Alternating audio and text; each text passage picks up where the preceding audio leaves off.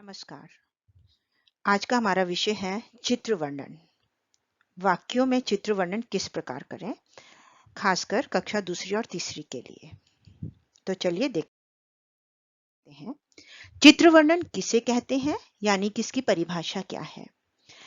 किसी चित्र को देखकर उससे संबंधित मन में उठने वाले भावों को अपनी कल्पना शक्ति के माध्यम से अभिव्यक्त करना ही चित्र वर्णन कहलाता है। चित्र वर्णन करते समय नीचे लिखी गई बातों पर विशेष ध्यान दें। पहले वाक्य में चित्र के बारे में यह बताएं कि दिया गया दृश्य किसका है, और अगले वाक्य में चित्र के बारे में यह बताएं कि दृश्य में क्या क्या हो रहा है। चित्र वर्णन करते समय इस बात का सबसे ज्यादा ध्यान देना चाहिए कि आपके सभी वाक्य चित्र से संबंधित ही हों। चित्र में कौन कौन सी क्रियाएं हो रही हैं, उन्हें क्रम से लिखें। चित्र वर्णन कभी भी ज्यादा बड़ा नहीं होना चाहिए। केवल 25 से 30 शब्दों तथा 7 से 8 वाक्यों में ही पूरे चित्र का वर्णन हो जाना चाहिए। वाक्य छोटे, सरल, रोचक और विषयानुकूल होने चाहिए। भाषा सरल, स्पष्ट और प्रभावशाली हो। वाक्य रचना करते समय हमेशा इस बात का ध्यान रखें, एक बार मैं फिर दोहराऊंगी, वाक्य रचना करते समय हमेशा इस बात का ध्यान रखें कि आप केवल वर्तमान समय में ही वाक्य रचना करें, ना भूतकाल में ना भविष्य काल में। जो काल अभी चल रहा है, वर्तमान काल में ही वाक्य रचना होनी चाहिए।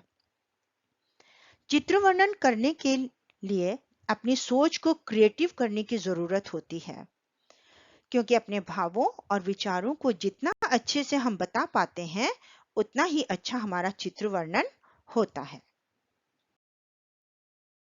चित्र वर्णन वाक्यों में उदाहरण के साथ। तो चलिए देखते हैं इसका एक उदाहरण। चित्र वर्णन का उदाहरण, यहाँ एक चित्र दिया गया है। कुछ छोटे छोटे प्रश्न पूछते हुए चित्र से संबंधित हम चित्र वर्णन करेंगे। तो चलिए देखते हैं। वाक्यों में यदि चित्र वर्णन करना हो तो कुछ इस प्रकार के प्रश्न अपने आप से पूछें। यह चित्र कहाँ का है? इस चित्र में कौन कौन मौजूद है? इस चित्र में क्या क्या हो रहा है? और अंत में यह चित्र हमें क्या संदेश दे रहा है? ये कुछ प्रश्न चित्र से संबंधित हैं। जो इनके उत्तर होंगे वही हमारा चित्र वर्णन होगा। तो चलिए देखें हमें क्या उत्तर मिलते हैं। पूछे गए प्रश्नों के उत्तर ही आपका वाक्यों में चित्र वर्णन होगा। यह चित्र पुस्तकालय का है। यहाँ हमने दूसरा प्रश्न पूछा था, इस चित्र में कौन कौन मौजूद है? तो इस चित्र में बहुत सारे बच्चे और एक अध्यापिका हैं। पुस्तकालय में बहुत सारी पुस्तकें रखी हैं।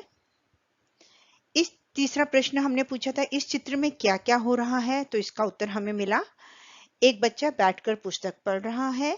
कई बच्चे कतार में खड़े होकर अपनी बारी आने का इंतजार कर रहे हैं। प्रत्येक बच्चे के हाथ में एक एक पुस्तक है। यहाँ सब सुव्यवस्थित ढंग से है। और अंत में जो हमारा चौथा प्रश्न था, यह चित्र हमें क्या संदेश दे रहा है? तो इसका उत्तर हमें मिला, पुस्तकालय में नियम अनुसार सब बच्चे शांति और अनुशासन से पुस्तकें पढ़ रहे हैं। इस प्रकार 8 वाक्यों में हमारा चित्र वर्णन पूरा हो गया है। अभ्यास के लिए कुछ चित्र यहाँ पर दिए गए हैं। इन चित्रों का वर्णन अपने शब्दों में करें। जिस प्रकार से हमने अभी सीखा कि किस प्रकार छोटे छोटे प्रश्न पूछकर हमें चित्र का वर्णन करना है, इन चित्रों का भी वर्णन आप स्वयं करने का अभ्यास करें। उम्मीद है आप लोगों को यह वीडियो पसंद आया होगा। धन्यवाद।